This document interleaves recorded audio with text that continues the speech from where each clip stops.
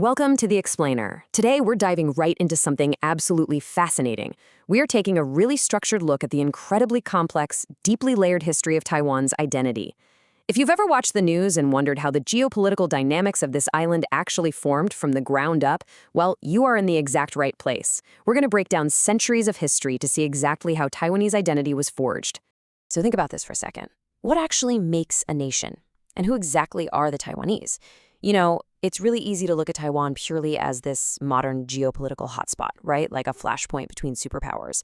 But the sources we're digging into today frame Taiwan as something much deeper.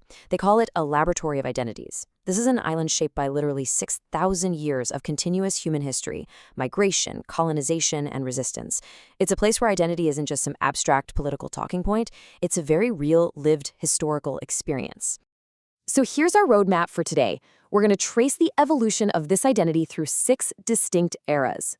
We'll cover an island of many names, 50 years of Japanese rule, martial law and white terror, the economic miracle, the path to democracy, and finally, Taiwan on the global stage. Let's get right into it.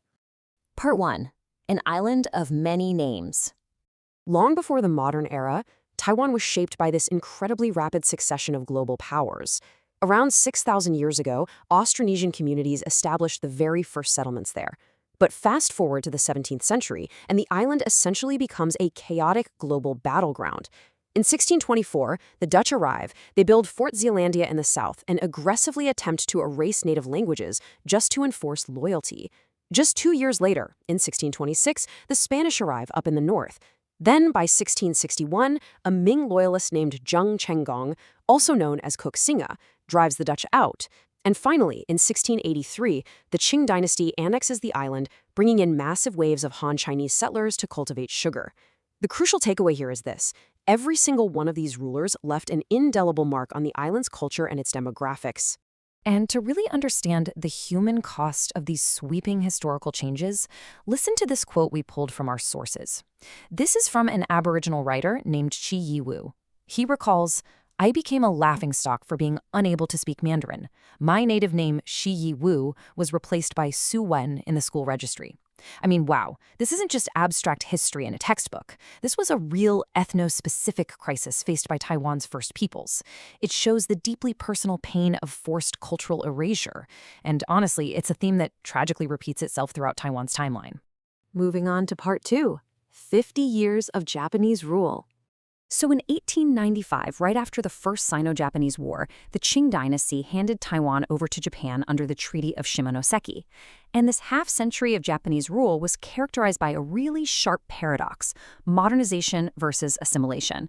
On the one hand, we see these massive leaps in infrastructure. The Japanese built vital railroads connecting Keelung to Taipei. They totally expanded the Kaohsiung port. And they developed irrigated agriculture to the point where the island was entirely self-sufficient. But this economic boom came with a heavy, heavy cultural price tag. The Japanese implemented strict assimilation policies. They forced the Japanese language onto the local populace and officially ranked indigenous tribes as savage or uncultured. The ultimate goal was to basically transform the island into an effectively quasi-Japanese society. But as you might guess, the Taiwanese didn't just accept this quietly. The Musha Incident, also known as the Seediq Rebellion, in 1930 is a tragic but absolutely vital reminder of the island's struggle.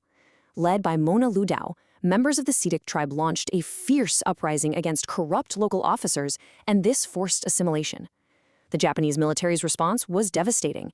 They slaughtered thousands and actually used barbed wire enclosures to completely isolate the survivors. It's a dark chapter, for sure, but it perfectly highlights the continuous, fierce resistance of Taiwan's native peoples against foreign control. Which brings us to Part 3, Martial Law and White Terror. At the end of World War II, in 1945, Japan surrenders, and Taiwan is handed over to the Republic of China, or ROC.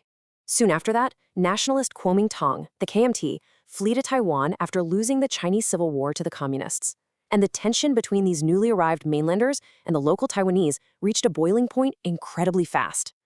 On February 28, 1947, a seemingly minor dispute over a woman selling untaxed cigarettes literally exploded into what's known as the 228 incident. What started as just a human moment on a street corner zoomed out into massive island-wide protests. The ROC government responded with a horrific military crackdown, leaving an estimated 10,000 to tens of thousands of people dead. This bloodbath forever altered the psychological landscape of Taiwan and sowed some incredibly deep seeds of division. Following that tragedy, Taiwan entered what's called the White Terror. Martial law was declared in 1949 and incredibly lasted for almost 40 years, all the way until 1987. During this time, the KMT attempted to forcefully impose a unified Chinese identity. They suppressed native Halo and Hakka languages in schools, which is eerily similar to what the Dutch and Japanese had done with their own languages before them. Political opposition was completely eliminated. The press was entirely censored, and tens of thousands of people were imprisoned or executed. Many of them were sent to the notorious Green Island penal colony. It was an era entirely defined by fear, hypervigilance, and the silencing of native Taiwanese culture. All right, part 4, the economic miracle. Now here's a crazy paradox in Taiwan's history. How exactly did profound political repression coexist with staggering economic growth? 10%. That is the incredible annual economic growth rate Taiwan experienced throughout the 1970s and 1980s. While civil liberties were frozen, the economy was absolutely on fire. And what's interesting is this growth wasn't driven by massive state conglomerates. It was primarily fueled by agile small and medium-sized enterprises, SMEs.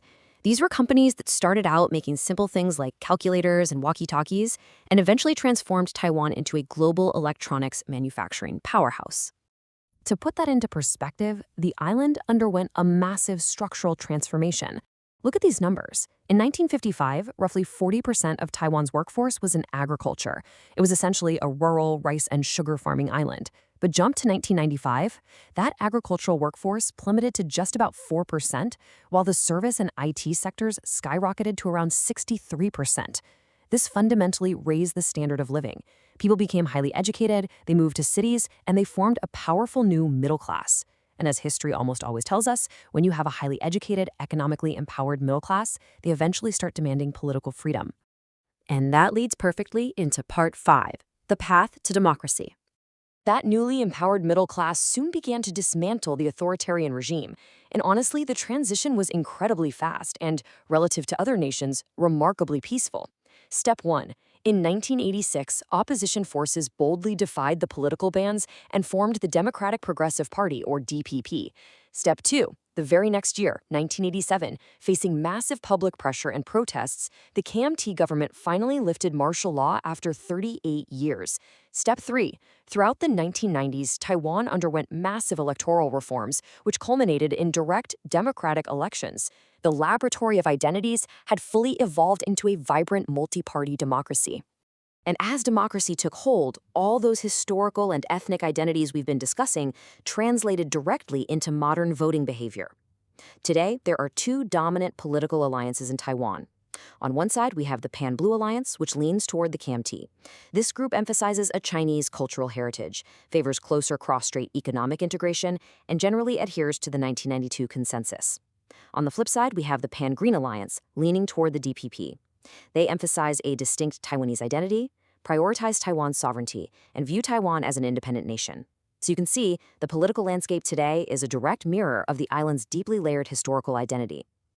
Finally, Part 6, Taiwan on the global stage. Now we need to zoom out and look at how Taiwan's domestic identity crisis plays out internationally, amid some massive tectonic geopolitical shifts. Taiwan's diplomatic journey has been really fraught.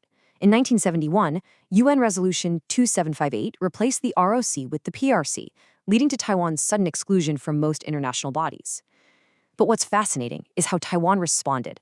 Look at 1996. Taiwan implemented the no-haste policy, which deeply restricted Taiwanese business investments into mainland China. The sources note this wasn't about economic profit. Actually, it was about protecting Taiwan's ontological security. They were sacrificing pure capital to assert an autonomous identity separate from the mainland. And moving into the 2000s, we see Taiwan continually pushing for participation in global organizations like the WHO, actively fighting for its voice to be heard. So, the absolutely crucial point here is understanding the current cross-strait realities. The PRC views Taiwan as a breakaway province under the One China principle. Conversely, the ROC on Taiwan operates fully as a self-governing democratic entity. Demographically, there's a huge generational shift happening right now.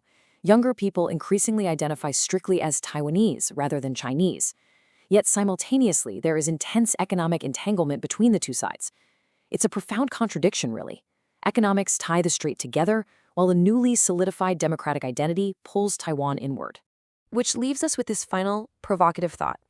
As global pressures continue to mount, will Taiwan's deeply layered 6,000-year-old laboratory of identities be its greatest vulnerability, making it fractured and isolated? Or will this fiercely democratic, multifaceted identity prove to be its ultimate shield? Taiwan's history makes its future one of the most fascinating geopolitical questions of our time. Thank you so much for joining me today on this explainer. I hope this deep dive helped clarify a truly complex topic, and I will see you next time.